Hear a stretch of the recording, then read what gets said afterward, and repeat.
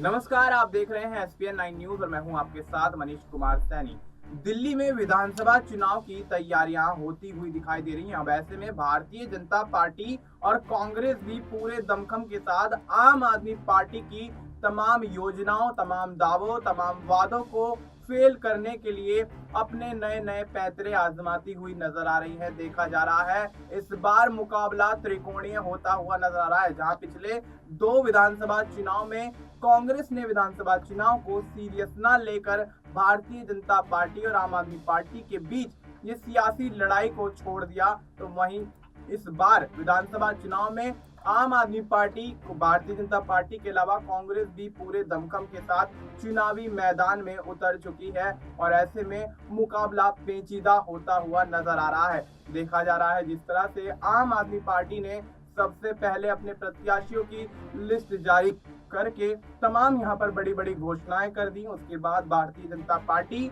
और कांग्रेस हाथ पे हाथ धर बैठे ये सोचते रहे कि आखिरकार हम कौन सा बड़ा दांव चले, लेकिन कांग्रेस और भारतीय जनता पार्टी भी जनता को, वोट बैंक को रिझाने, सुझाने, बुझाने के लिए पूरी तरह से चुनावी तैयारियां करती हुई नजर आ रही है। और ऐसे में कांग्रेस और भारतीय जनता पार्टी भी तमाम योजनाओं की यहाँ पर ऐलान करते हुए नजर आ रहे हैं। और ऐसे में अब देखना यही है कि इस बार विधानसभा चुनाव में ये मुकाबला जो त्रिकोणीय माना जा रहा है वो किस तरह से यहाँ चुनावी परिणाम लेकर आता है, क्योंकि अरविंद केजरीवाल के दावों को देखकर, जनता के आम आदमी पार्टी की तरफ रुझान को देखकर यही कहा जा रहा है कि इस बार भी अरविंद केजरीवाल जीत हासिल करके जीत का चौका लगाते हुए नजर आएंगे। और ऐसे में हम एक एक सीट करके चर्चा कर रहे हैं और ऐसे में हम आज चर्चा करने वाले हैं गांधीनगर विधानसभा क्षेत्र की, जो कि पूर्वी दिल्ली लोकसभा क्षेत्र के अंतर्गत आता है। और आपको बता दें, पूर्वी दिल्ली लोकसभा क्षेत्र में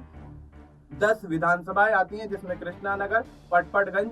लक्ष्मी नगर, विश्वास नगर, त्रिलोकपुरी, जंगपुरा, कोंडली, शाहदरा, ओखला के अलावा गांधीनगर की विधानसभा भी शामिल है। और ऐसे में इन सभी विधानसभा सीटों के अगर पिछले चुनावी आंकड़ों पर नजर घुमा लें तो 2020 में इन 10 विधानसभा सीटों में से 7 सीटें आम आदमी पार्टी के खाते में और 3 सीटें भारतीय जनता पार्टी के खाते में आती हुई नजर आई थी।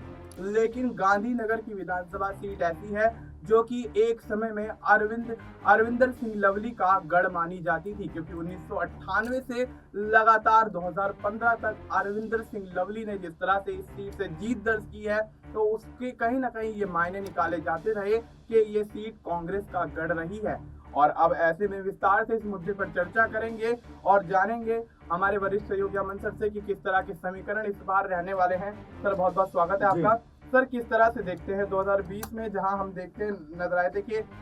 इस सीट पर जो मुकाबला था वो काफी कड़ा माना जा रहा था और अनिल कुमार वाजपेयी को भारतीय जनता पार्टी ने टिकट दिया और उन्होंने बड़ी जीत हासिल की। ये अनिल कुमार वाजपेयी वही हैं जो कि आम आदमी पार्टी के टिकट पर 2015 के विधानसभा चुनाव में बड़ी जीत हासिल करते हुए नजर आए, लेकिन पार्टी में खटपट होती थी और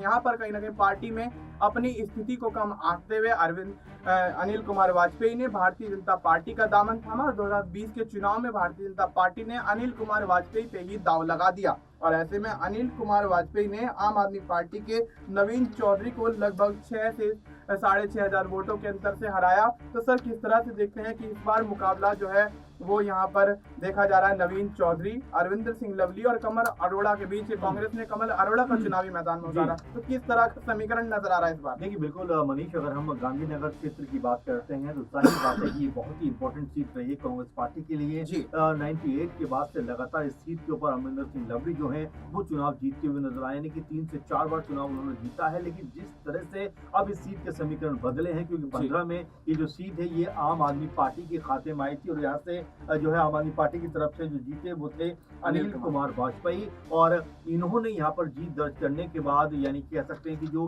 आम आदमी पार्टी के सदस्य थे, नेता थे, प्रत्याशी थे, और यहाँ पर जीत दर्ज करने के बाद अच्छा खासा आम आदमी पार्टी में रहे भी।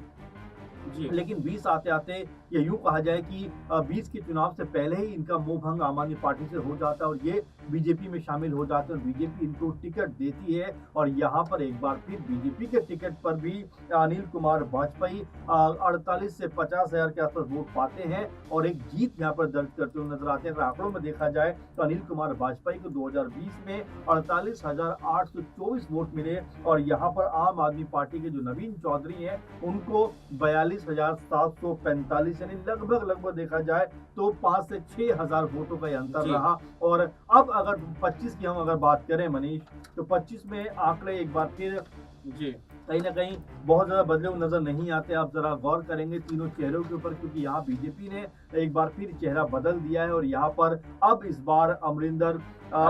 सिंह लवली जो है उनको टिकट दिया है। इसके अलावा आम आदमी पार्टी ने नवीन चौधरी के ऊपर अपना यकीन रखा है कि भाई 5-6 हजार का जो अंतर है बहुत ज्यादा अंतर नहीं होता, इसको कभी भी हम कवर कर सकते हैं, इसीलिए उनको टिकट दिया गया। कांग्रेस पार्टी की तरफ से यहाँ पर कमल अरोड़ा चुनावी मैदान में है। तो ये मिला जुला कर देखा जाए तो बीजेपी में बड़े जोर शोर से शामिल हुए थे अनिल कुमार वाजपेयी, लेकिन 20 का चुनाव जीतने के बावजूद भी मनीष उनको टिकट ना दिया जाना कि एक बार फिर बीजेपी ने एक बार फिर और बड़ी गलती कर दी। हम देख रहे हैं कई जगह पर हमने देखा कि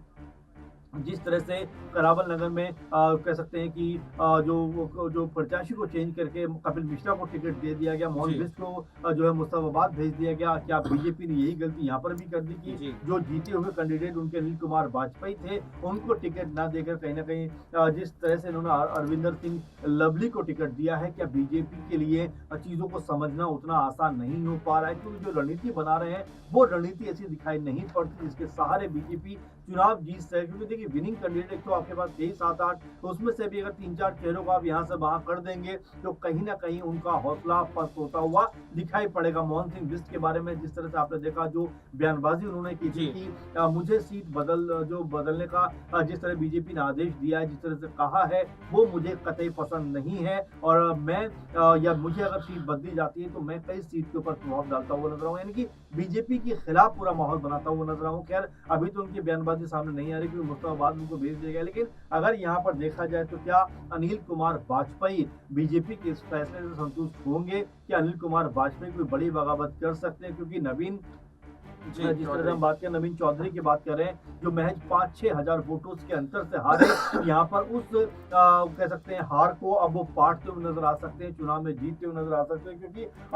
जो अरविंदर सिंह लवली हैं इनका एक समय तक प्रभाव जबरदस्त नजर आता था गांधीनगर में, लेकिन अब देखिए समीकरण बदले, हालात बदले हैं और ऐसे में क्या अरविंदर सिंह लवली के ऊपर लोगों का यकीन होगा? और क्या बीजेपी जिस तरह से लगातार जो बयानबाजी कर रही है, लगातार जो मैनिफेस्टो लगभग आम आदमी पार्टी का पार्ट 2 का ही कहा जा रहा है कि जो कॉपी पेस्ट वाला बताया जा रहा है, क्या उसके ऊपर भी जो लोग हैं भरोसा करते हुए नजर आए? कल भी लोगों से मैं बात कर रहा था, कई लोगों ने ये बात कही कि भाई अगर बीजेपी जो है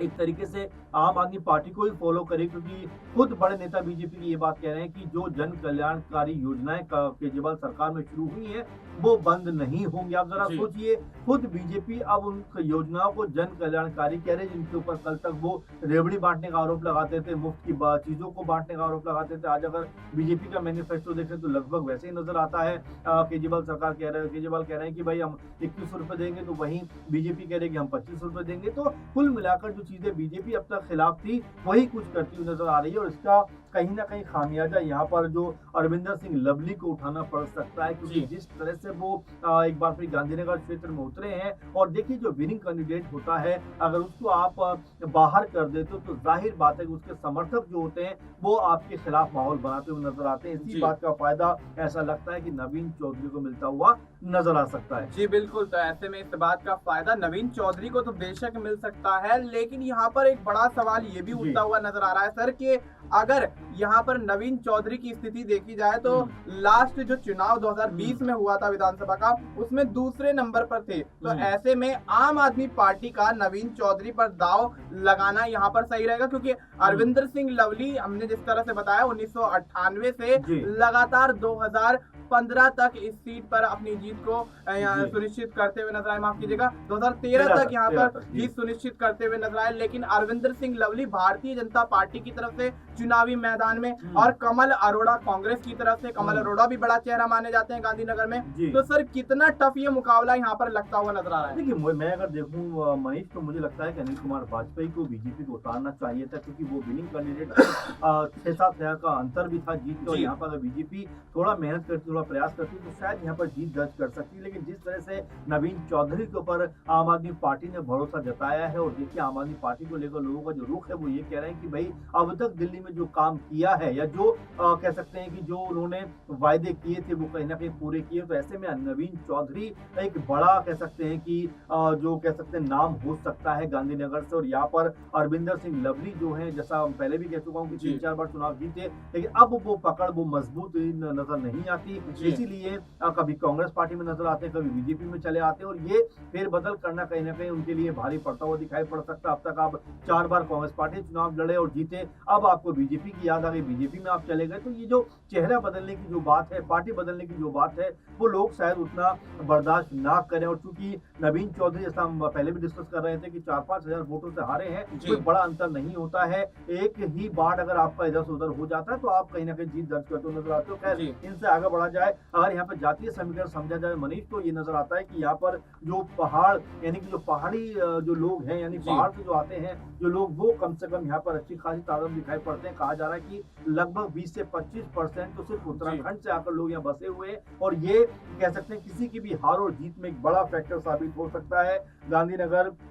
विधानसभा की अगर कुल आबादी की बात करें मनीष, तो 1 लाख, लगभग 1.25 लाख, या लगभग कह सकते हैं कि 1.5 से 1.25 लाख के बीच की आबादी है, और पुरुष वोटर जो है वो 91,000 है, और एक बड़ा इम्पैक्ट डालते हुए नजर आते हैं। लेकिन कई चीजें ऐसी हैं जो नजर आती हैं कि क्या यहाँ पर नवीन चौधरी आम आदमी पार्टी के जो नेता हैं, क्या अब आपकी बार जो जीत दर्ज करते हुए नजर आ सकते हैं। और जो बीजेपी ने एक बार फिर बड़ी गलती कर दी है कि अनिल वाजपेयी की जगह जिस तरह से उन्होंने जो अरविंदर सिंह लवली को उतारा है, क्या उनके लिए ये कहीं ना कहीं परेशानी का सबब बन सकता है। कांग्रेस पार्टी का तो कहना ही क्या, कमल अरोड़ा जिनको लेकर कोई भी चर्चा नजर नहीं आती, जिनको लेकर कोई बातचीत होती नजर नहीं आती, कई लोगों से हम बात कर रहे हैं तो यही कह रहे हैं कि भाई कांग्रेस पार्टी को वोट देने का मतलब है कि अपने वोट को गड्ढे में डाल देना है, अपने वोट को एक तरीके से कह सकते हैं कि यूं ही फजूल में बर्बाद कर देना है। इसीलिए मुख्य मुकाबला जो नजर आता है वो आम आदमी पार्टी और बीजेपी के बीच में नजर आता है। और जिस तरह से मैं फिर कहूंगा कि अनिल वाजपेयी को बदलकर अरविंदर सिंह लवली को बीजेपी लेकर आई है, मेरे ख्याल से जो रणनीतिक तौर पर मेरे ख्याल से गलती है। और यहाँ पर नवीन चौधरी को एक बार फिर जिस तरह से बिलीव करते हुए आम आदमी पार्टी ने टिकट दिया है, कहीं ना कहीं ऐसा लगता है कि वो इस बार आम आदमी पार्टी के भरोसे पर खड़े उतरते हुए नजर आएंगे। जी बिल्कुल, तो ऐसे में नवीन चौधरी पर जिस तरह से दोबारा यहाँ आम आदमी पार्टी दाव लगाती हुई नजर आई, पिछले चुनाव में दूसरे स्थान पर रहे, लेकिन क्या अब की बार नवीन चौधरी आम आदमी पार्टी की उम्मीदों पर खरे उतर पाएंगे? क्योंकि आम आदमी पार्टी ने इस बार कई विधानसभा क्षेत्रों में से अपने प्रत्याशियों की फेरबदल की है और उनकी सीट बदली गई है, और कहीं के यहाँ पर नाम भी कटते हुए नजर आए। लेकिन देखा जा रहा है जिस तरह से नवीन चौधरी को उसी सीट से दोबारा उतारना, यानी गांधीनगर से दोबारा उतारना, कहीं ना कहीं आम आदमी पार्टी के लिए फायदेमंद यहाँ पर साबित होता हुआ नजर आ रहा है। क्योंकि जिस तरह से यहाँ पहाड़ी वोटर्स की बात करें तो पहाड़ी वोटर्स का जो झुकाव है वो आम आदमी पार्टी की तरफ पिछले चुनावों में देखा गया है। लेकिन जिस तरह से नवीन चौधरी की जो जीत का जो पुराना आंकड़ा रहा, उसमें लगभग 5 से 6 हजार का ही अंतर रहा। लेकिन क्या इस 5 से 6 हजार के अंतर को एक बार फिर से आगे बढ़ाते हुए, डेवलप करते हुए नवीन चौधरी इस सीट से आम आदमी पार्टी के एक बड़े यहाँ पर नेता बनते हुए नजर आएंगे? क्या बड़ी जीत यहाँ से दर्ज करते हुए नजर आएंगे, या फिर अरविंदर सिंह लवली कहीं ना कहीं भारी पड़ते हुए नजर आएंगे? और बात अगर कमल अरोड़ा की कर लें तो कमल अरोड़ा को जिस तरह से कांग्रेस ने चुनावी मैदान में उतारा है, उससे ये देखा जा सकता है कि कांग्रेस कहीं ना कहीं भारतीय जनता पार्टी और आम आदमी पार्टी के बीच इस लड़ाई को छोड़ती हुई नजर आ रही है। अब देखना यही होगा कि गांधीनगर विधानसभा क्षेत्र से आखिर जीत का परचम कौन लहराता है। फिलहाल आपको इस मुद्दे पर क्या कुछ लगता है, आप अपनी राय हमें कमेंट करके बता सकते हैं। बाकी देश और दुनिया से जुड़ी तमाम जानकारी के लिए आप देखते रहिए SPN9।